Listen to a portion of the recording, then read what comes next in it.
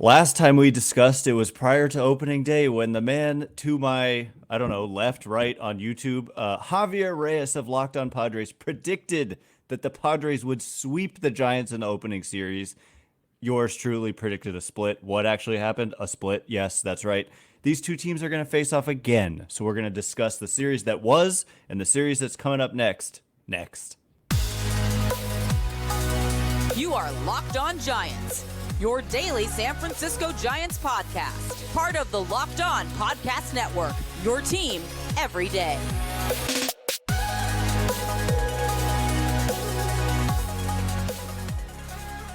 Hello and welcome to Locked On Giants, part of the Locked On Podcast Network, where it's your team every day. My name is Ben Kaspic, and on the show we provide daily episodes Monday through Friday, talking about the San Francisco Giants in a way that's data-driven and rational, but also simple, passionate, and accessible to all. And of course, Javier Reyes of Locked On Padres is joining us as well, and his show is accessible to all and daily as well.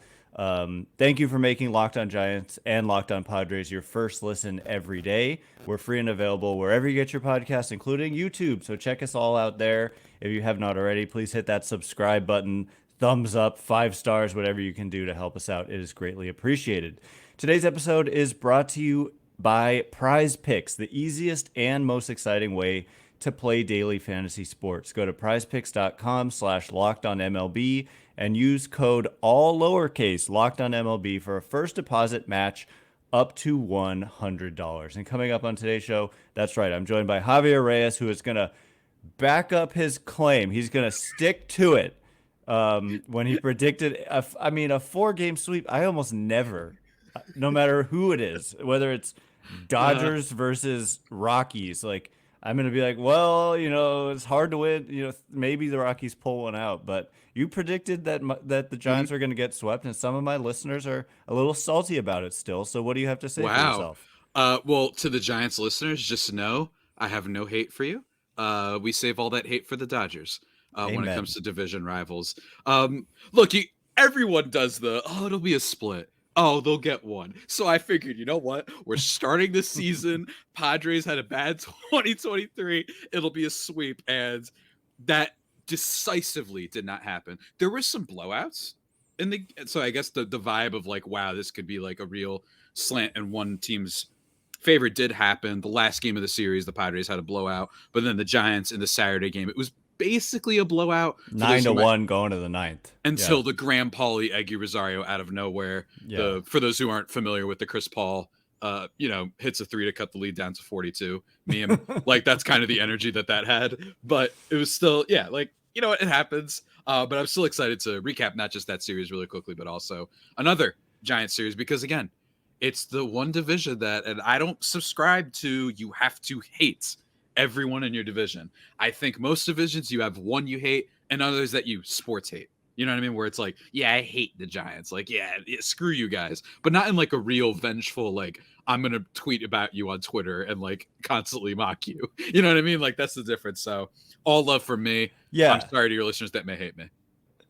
I think they'll forgive you after your Dodgers statement, and I think we can all agree. I mean, because I was there. I was in San Diego. I was in Los Angeles, and like in San Diego, cool vibes. It was like a friendly rivalry. In LA, it's like, ugh, like, yeah. I mean, this is just a nightmare. I mean, especially because the Giants got swept in LA 2 games in a row by a score of 5-4, losing. So those games are tighter than maybe it seems in their record. But I just want to go back to that opening series and discuss kind of first impressions of each other's teams, I guess, and then impressions of our own teams so far through the season, and then eventually like preview what's to come. And so for me, my impression is kind of like the Padres are what I thought they were, which is, I mean, I know there's some wonkiness, and I know that the run prevention has been a problem for the Padres as it has been for the Giants. But like, I guess the overarching thing that I took away was that like this team is not to be taken lightly, and a lot of people kind of write them off just because of what happened last year, and then they remove Juan Soto out of the equation. But it's like, no, you've still got a middle of the order that features Fernando Tatis and Mm-hmm. Manny Machado, and there's a bunch of other solid guys sprinkled in, and then you look at that starting rotation, and you've got to face, Yu Darvish and Joe Mm-hmm. Musgrove and Dylan Cease at the top of that rotation, and Mm-hmm. so those pitching matchups were tough, and I think that, that's kind of I just added it all up, and that is kind of how I came to a split. Even though, I mean, it was kind of on the road to be able to split against that Mm-hmm. team. I don't know. Yeah. I came away impressed with the Padres. I still feel like there are question marks for sure. Like you're talking about names like I can't Eggy Rosario Eggy Rosario, yeah. and Graham Pauley, right? These are like Mm-hmm. not household names to most people, and Mm-hmm. they're in the lineup, and um, I don't know. And then the bullpen, maybe there are some lesser, Yeah. like the Giants had some huge monster innings Mm-hmm. against certain guys in that bullpen, but I just think they're not to be taken lightly, and that they're definitely a team that could be just like I thought before the season. I still feel like they're a team that could definitely make noise in the National League, kind of, even though people are Mm-hmm. writing them off a little bit. Yeah, and one of the things we always talk about before we do our podcast is just like Ben and I both genuinely believe like any variation of Giants, D-backs, Padres can happen in the standings by the end of the year. The Padres could finish fourth, D-backs fourth, whatever. D-backs were run differential people last year. And on the negative side of things, the Giants added like 27 different free agents. And then the Padres were pretty unlucky in certain regards last year. So I could genuinely see anything. And that first series was very 2023 Padres vibes in a lot of ways, but then also some good hopeful ways where you saw, for example, I think I'd say the two best things that happened from that series were two things, and they're pretty obvious. The biggest stars, Yu Darvish, really cool, and the big thing with him has been health. That's it. I really do believe that at this, and by the way, that's a big if because he's getting older, so that's not some attribute of his skill set or lack thereof that's going to go away. You know what I mean? So this isn't some, oh wow, that player who got hurt a lot. This isn't a Joel Embiid situation where it was just fluke injuries at the beginning of their career. It's like, no, this is a big thing with Darvish, and basically you can trace all of his bad performances to always there being a story about him being hurt. 2021, his first year, literally an all-stars first half, has some back injury, and I think another injury on top of that, bad in the second half. Great the entire year after. And then last year, injured, shut down, had a bad season. So it was really cool to see him still show he's got the stuff. I believe in that first start. He was really good. I mean, I was surprised. Mm-hmm. I was surprised at how good he looked. I mean, to me, it looked like his mechanics were a little different. I don't know if it's because of just where I was sitting or what, but it looked like his arm circle had shortened a little bit. Like it just looked like the Dylan Cease kind of short arm thing. Yeah. That Lucas Giolito also does. Yeah. It kind of looked to me like Darvish was doing that, and I don't. Maybe it was just because I was kind of viewing him from the side, and I don't know that I've ever seen him pitch live. But I mean, the ball was coming out of his hand really well. Logan Webb also pitched well in that game. Yeah, so shocker, yeah. Well, Logan Webb, shopper. He did not pitch well against the Dodgers, unfortunately. He did not. Yeah. No. So, yeah, and my first impression that came out of that series, which has changed a little bit after the sweep in LA, was that the Giants' offense was kind of relentless in that series outside of that final game. They just the new look offense kind of showed up, and you had Matt Chapman making a difference. You had Jung-Hoo Lee immediately showing that he could handle major league pitching in that series. And Jorge Soler slumped in the Padres series, but he hit a 452-foot homer last night. So and then the Giants pitching. How about Kyle Harrison, the young Kyle Harrison? He gave up a homer to Machado, a homer to Tatis, but that was it. And Jordan Hicks in the starting rotation, 5 shutout innings. And this is, obviously the longtime reliever, Jordan Hicks, who looked really good. And so, and then in the finale, the Giants had to go with a guy they called up from the minor leagues, and that was the blowout game. So I think there were a lot of positives that the Giants took out of that series. But yeah, coming up in a minute, I want to get more into this, but talk about all the different factors for these teams, but I think you have something you wanted to discuss first. That's right. Thank you for bringing up the word factor, Ben, because let me tell you, one of our sponsors today, they're literally called Factor. That's right. And they will play a factor into your life. And what do? They allow you to eat stress-free this spring with Factor's delicious, ready-to-eat meals. Every fresh, never frozen meal is chef-crafted, dietitian approved, and ready to eat in just 2 minutes. Look, it's tough out here. You and I were recording podcasts. We're, in your case, going to the games. Sometimes it's nice to just have a ready prepared meal for you, and Factor's here to help you out. Choose from a weekly menu of 35 options, including popular options like Calorie Smart, Keto, Protein Plus, or Vegan and Veggie. That's right. So whatever it is, or however you choose to conduct your food consumption, the folks at Factor have you covered. Get started today and fuel up your springtime goals. It's really fantastic. It's fast, it's efficient. They help you out. And also what I like is that they've got some nice shrimp meals. I've been on a shrimp kick lately, Ben. I don't know what's been going on. I've been in a real shrimp flick lately. Yeah, that's awesome. And we're on a vegan thing, and we literally have Factor meals in our fridge right over there to my right. So there you go, ladies and gentlemen. So you might be wondering, I've been listening to Locked On podcast for a while. Like, what's my deal? Well, let me tell you, ladies and gentlemen, head to factormeals.com/LockedOnMLB50 for, you guessed it, 50% off your first box plus 20% off your next box. So not just one, 50% off your first box, 20% off your next. That's code LockedOnMLB50. Again, LockedOnMLB50 at factormeals.com/LockedOnMLB50. I'll keep saying that till the cows go home. 50% off your first box plus 20% off your next box while your subscription is active. And folks, we're not done yet. No, we're not done yet. We also got to talk to you about not food, but food for your gambling. Food for your, that's a tough transition. Whatever. I tried. What can I say? But prize food picks, for your wallet, man. Yeah, food for your wallet. There we go. Food for your wallet. Yum. Yeah. Hey, the wallet literally can look like a. I know. Exactly. Yum. So it fits. But in all seriousness, best daily fantasy sports app that we got out there, ladies and gentlemen. The number one with more than 3 million members. It's the easiest and most exciting way to get in on the action while you watch your favorite sports and players. All you have to do is pick more or less on 2 or more player stats and watch the winnings roll in. Look, spring training's over, so what are you waiting for, folks? Choose your players. You want to go over on Matt Chapman grand slams? Apparently, based on the last series, you might make a good bet there. So you can go check that out. You want to bet over on Tom Cosgrove runs given up to Michael Conforto and Matt Chapman? You might be able to do that. Yes, I'm still annoyed by that. Dang it. Tom Cosgrove, what is good with you? And also, NBA playoffs are right around the corner, beginning April 20th, and then the play-in rounds are April 16th, 17th, and 19th. Really, really cool. They've got injury insurance stuff just in case your players get hurt. You can turn $10 into $100 with just a few taps.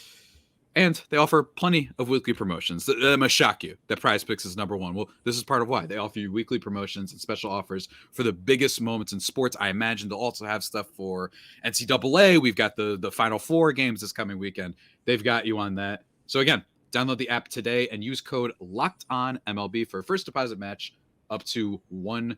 Remember, that's code LOCKEDONMLB. Just download the app. Use that for first deposit match up to $100. Pick more, picks less. It's that easy with Prize Picks.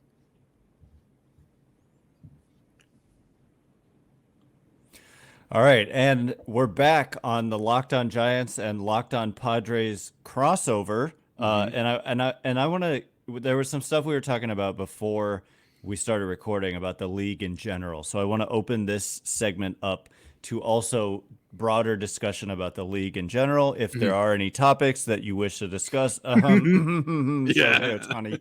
And also then finally, lastly, we'll kind of look ahead to this upcoming series. But impressions of our team so far, because for the Padres, they played the 2 games in Seoul, South Korea, and then they played the Cardinals.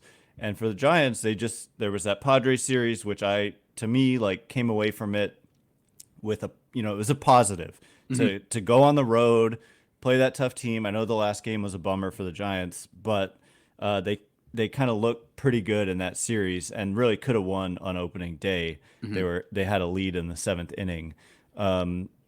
and but then they went to LA and just got swept. And so things are feeling a little different, I must tell you. Like, for your listeners who witnessed the Giants and that series, what just happened to the Giants is they went to LA and they got smacked. They got hit around. They got Shohei. Well, actually, Ohtani was pretty quiet. He did homer in his last at bat, which is, by the way, the point of what you wanted to bring up. But Mookie Betts is on an unbelievable tear. The dude just can't make an out right now. It's unbelievable. I was saying today on my podcast that I really feel like you could take out Mookie Betts, Shohei Ohtani, and Freddie Freeman, and that would still be a good team. Like, it's way better than a lot of teams. Yeah, which is why I think that they're not a team to use, especially in the early going, to judge how some of your players are. They're just so stacked. So it's like, okay, Logan Webb had a bad start. It's this Dodgers lineup, Justice League Avengers combined. Like, that's what we're talking about here. But even still with that, like, the Padres played the Dodgers too, and they gave up 11 runs to them. They managed to pull out a victory and then send Dodger fans into an absolute mania because then the gambling stuff broke. And what Ben was alluding to, by the way, is from Sam Blun over at The Athletic. The fan that caught Shohei Ohtani's first Dodgers home run received a signed bat, ball, and 2 hats. But the fan and her husband say the Dodgers separated them, refused to authenticate the ball, and pressured her into a quick deal. You guys should go read that full story. And also, Ohtani said via his new interpreter, I should say, I was able to talk to the fan, was able to get it back. Ohtani never met the fan, according to this reporter of The Athletic. So just shouts to the Dodgers. And I bring this up to say, hey, maybe weird karma in this case / weird just vibes and mojo will sink them. That's what we must hope for. But Ben, yeah, like in general, I also just realized in the first segment I said that there was 2 things, my 2 takeaways. One was Darvish, the other one was Tatis. 2 home runs in a losing effort, but still you saw them only like maybe 4 guys in the league can hit the way, especially that second one. I enjoyed it. The plate. It's one of those things where like you can't help but admire it. And for Padres fans, for the record, Tatis's max exit velocity already better than what he posted last year, which was 113.4. This year it's at 116.7, which is top 1% of the league. So I was gonna say that's even 113.4 is exactly great. The overall exit velocity is not fully there just yet, but I'm just saying there's been some numbers, by the way, too, that like his home runs are already like harder hit than any home runs he had last year. He's back. That would be my one impression. So MVP version of Tatis could very well be back, which is huge for the Padres. But I'd say those are the big headlines. But man, the Padres have kind of been treading water, Ben. Like that's kind of been the vibe so far, where aside from Darvish and then 2 days ago now, Joe Musgrove's start, not the best starting pitching performances. I'm not worried about Dylan Cease or anything like that. Not yet, anyway. I wasn't too worried about Joe Musgrove, and he bounced back. Michael King, though. Michael King's a little bit of a problem, and he is one that you are going to face in this series. It won't be the first game. We'll get Cease on Friday versus Jordan Hicks. I cannot wait for that matchup because I was high on Jordan Hicks heading into this year, and he killed the Padres last game. Didn't give up a single run, which, for the record, peak Padres. Anyone making their debut in any format, I know this isn't his major league debut, but as a starter in a lot of ways, they will get, I mean, they literally got no hit once, I believe, by Ryan Nelson. And I forgot the name of the other guy who no hit them, it wasn't even that good. And he was like a AA starter. So that's peak Padres. But with this team, Michael King, velocity was down in his start against the Giants. So while they did win that game 13-4, I think people might not have noticed. 2 miles per hour down on the fastball, 1.9 on the sweeper, 2.1 on the sinker, 1.5 on the changeup. Pitches that he threw a decent amount. This isn't one of those things where he threw a slider that was slower. Who cares? This is like his main bread and butter, and he walked 7 guys. So I would argue that is the single most important thing for the Padres this weekend. If you're a fan, pay attention to Michael King. If the velocity is down again and he gets roughed up, or frankly, even if he doesn't, that's definitely an issue for sure. Velocity is something that you can, especially for someone who throws hard. Not Joe Musgrove. I don't care if Joe Musgrove's throwing like a little bit slower. That's not his thing. So that is, in my opinion, the number one thing if you're a Padres fan that you should be looking out for this weekend. I think Cease will be okay. Michael King is the one that I want to look at because that's scary, especially for a guy that you just acquired as essentially the headliner of the Juan Soto deal. So.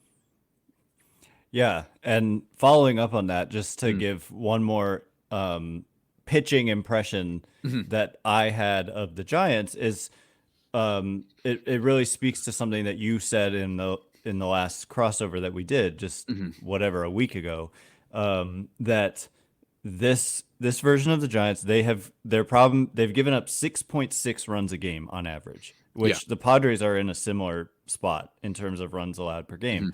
Mhm. It's hard to win when you're giving up 6, 7, mostly 7 runs Yeah. a game, right? It's hard to overcome that. Giants Mhm. are scoring over 5 runs a game, which is pretty solid. They've only scored less than 4 one time, and they Mhm. scored 3, and it was Mhm. in that blowout on Sunday. But um, one of the things I have to say about that is that they're a little bit shorthanded. Like Mhm. you have mentioned, like the Giants being like a second half team Mhm. potentially, but like Blake Snell, he's not going to pitch in this series, but he pitches on Monday. He Yeah. pitches the day after the Padres get out of town. Mhm. Alex Cobb is so far ahead of schedule. He literally could possibly be back in like 5 days. Mhm. And so then you start to shift some of these guys who have been in the rotation, like Keaton Wynn, and you maybe move him to the bullpen. Keaton Wynn had a solid start against the Dodgers, gave up 3 runs in 5 innings, which is like if you can do that against the Dodgers as a young pitcher, that's a really good outing. And so I think that'll help stabilize some of the weirdness that we've seen Mhm. with the Giants pitching staff. And then I don't know if Cobb will actually be back quite that fast, but it looks Mhm. like probably April as opposed to what it was looking more like mid-season when spring Mhm. training got underway. So he's just like a miracle healer. And then you add Robbie Ray. So I think that like that's my takeaway so far is like they're 2-5. They've played 2 really good teams on the road, including the Mhm. best lineup in baseball by far, in my Mhm. opinion.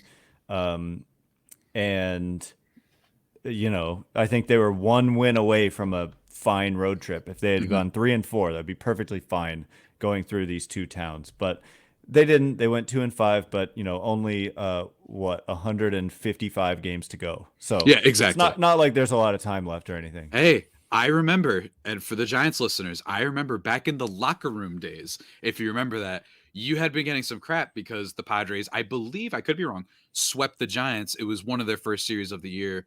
And then they came back to play them again shortly after, similar to this, and maybe lost only one game. And I remember people being upset and whatnot. Do you guys remember what season that was? That was the season when they won 100 and whatever games it was. So 7. 107 games, like this stuff can change fast. And don't get me wrong, there's a lot of things. I just talked about Michael King. In the case of the Padres, like inconsistent hitting, especially at the top of the order, you still have this vibe of why is it that when a man is on first and there's no outs, and now you have to face Bogarts, Tatis, and Manny, and all these guys that you're not that scared? That's a problem. This has been a problem for a year now. I mean, Ben, the PTSD of no outs, runners on first and second, Soto just drew a walk. You got Tatis, Bogarts, Manny, and they do nothing. Like not even move a runner up.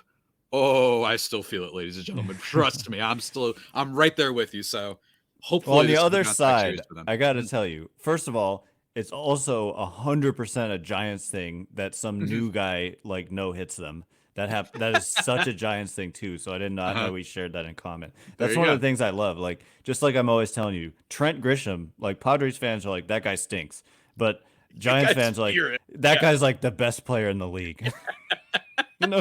He's just like I'll Everyone has never that. forget the walk off at Yeah, I Oracle know. Park. Like I have PTSD from that. So anyway, coming up in just a minute, I want to wrap this up by previewing the upcoming series. Maybe we can also talk a little more smack about Shohei Ohtani and the Dodgers if we feel so inclined. So all of that in just a minute. And before we get into it, today's episode is brought to you by Robinhood. Did you know that even if you have a 401k for retirement, you can still have an IRA? Robinhood has the only IRA that gives you a 3% boost on every dollar you contribute when you subscribe to Robinhood Gold. But get this, now through April 30th, Robinhood is even boosting every single dollar you transfer in from other retirement accounts with a 3% match. That's right, no cap on the 3% match. Robinhood Gold gets you the most for your retirement thanks to their IRA with a 3% match. This offer is good through April 30th. Get Robinhood at robinhood.com/boost. Subscription fees apply. And now for some legal info. Claim as of Q1 2024, validated by Radius Global Market Research. Investing involves risk, including loss. Limitations apply to IRAs and 401ks. 3% match requires Robinhood Gold for 1 year from the date of the first 3% match. Must keep Robinhood IRA for 5 years. The 3% matching on transfers is subject to specific terms and conditions. Robinhood IRA available to U.S. customers in good standing. Robinhood Financial LLC, member SIPC, is a registered broker dealer.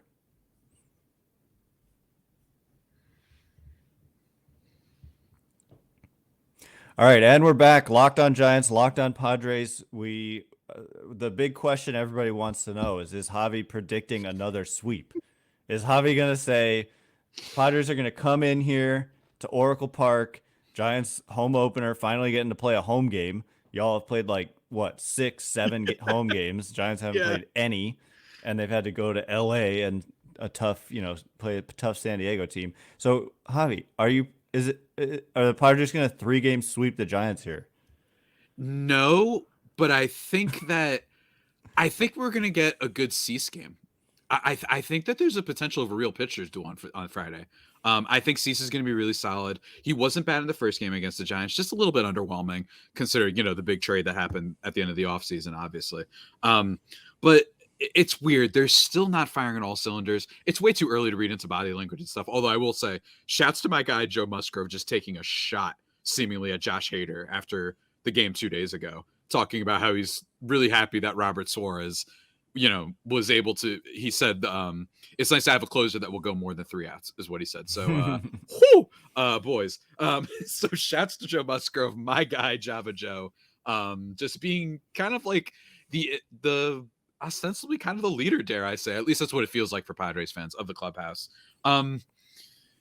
This is tough because the Padres really underperformed offensively against the Cardinals. You cannot let players like Zach Thompson and Miles Michaelis make a lineup that is the Padres look so bad. Now, they did get a little bit unlucky. I've talked about Jake Cronenworth looks great, is what I would tell Giants fans. He got really unlucky in Tuesday's game, in which they end up getting blown out basically at the end of it.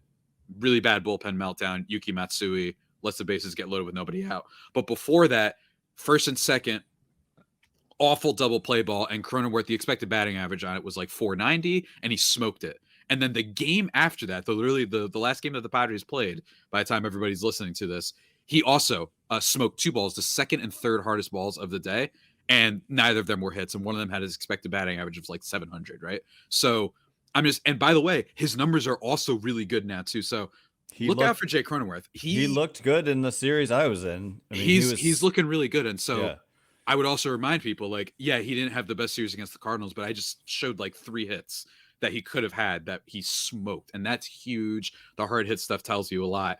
And I love to see that from Cronenworth. This is a guy who has had some poor showings over the past few years. He's had a decline in his batting skills. So maybe he's getting better. So that's a huge development for the Padres, especially since there's been some questions. Why are you batting him third? Well, maybe this is why. Maybe this is what he can be good at. So curious to see about that. But man, I mean, I can't get a read on this series whatsoever.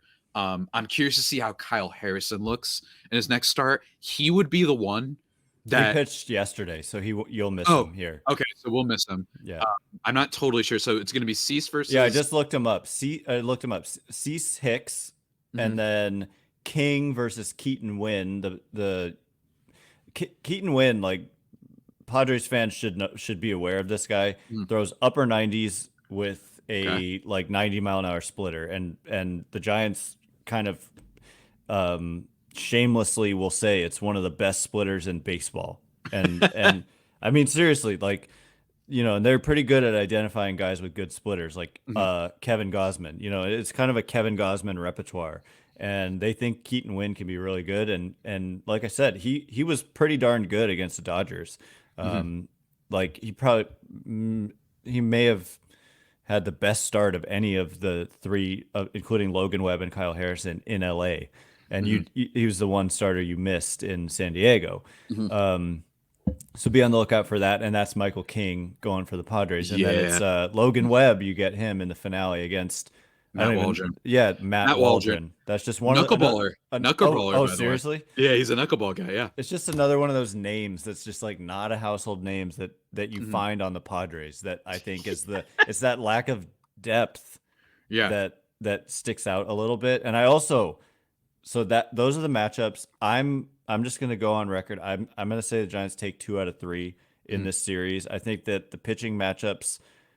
Outside of a pretty evenly matched, Friday, I think in theory it's Cease. In theory, but we have to like see what happens first. Hicks was also really good. Yeah. In his one start. Cease's ceiling is still yet to be determined right now. Or I'm sorry, Hicks. He looked so good in that first start, and that's why I was telling everybody. I think on our last pod, or I don't know if it was with you or not, but I don't care if a reliever turning starter's velocity goes down a bit. You know what I mean? Like that Seth Lugo was down by like 8 miles per hour. Yeah, like I don't care. He's trying to become a starter. Like, and he's the same thing with Seth Lugo last year. New pitch, essentially. Like he's throwing a splitter, which he didn't really have.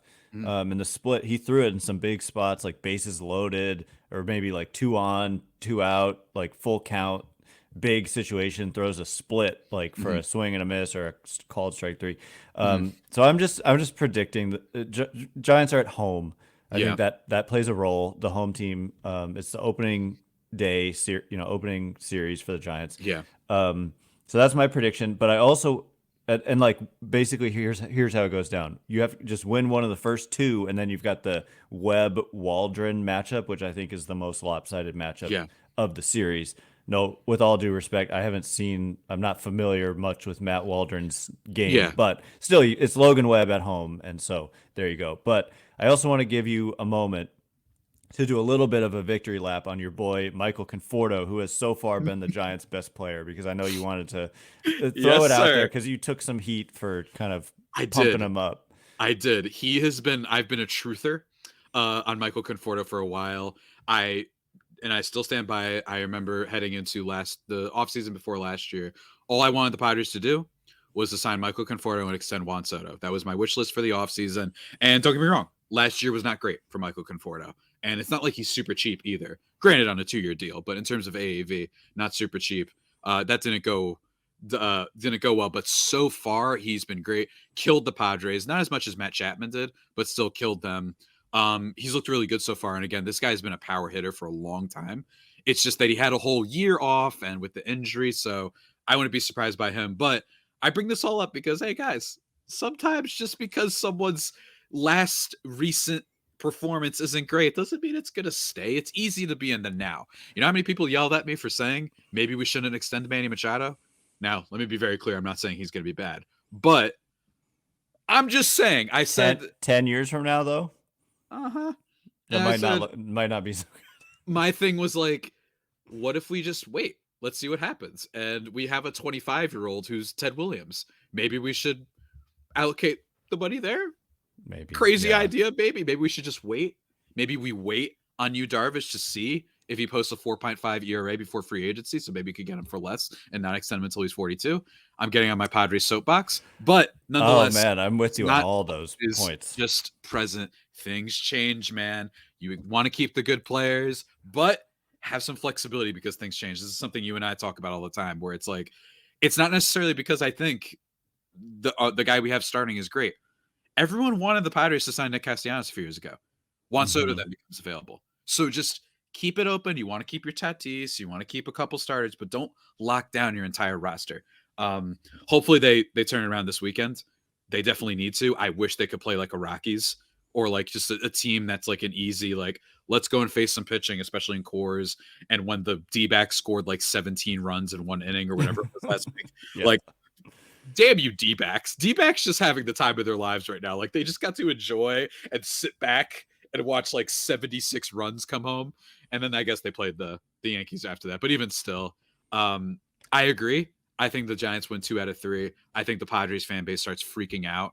And I'm going to predict that they win the Logan Webb, Matt Waldron matchup. Wow. Why? I actually Okay. think Matt Waldron will be terrible. And as a fifth starter, He's one of those kind of guys who the yeah. Giants, like, historically, it's like, oh, random new pitcher throws a knuckleball. And Oh, I don't think it'll shutout. be a matchup thing. I think it'll be like, yeah, Webb gives up 2 two earned runs. runs, strikes out 9, whatever it is, over 6 innings. And they like a Tatis stupid home run that he throws to New Jersey, that he extends his bat somehow and lifts it out for whatever reason, because Tatis is a freak. But I think that they win the game somehow. That'll be my bold prediction this Okay, time. and I'll give you smack when it doesn't come to fruition.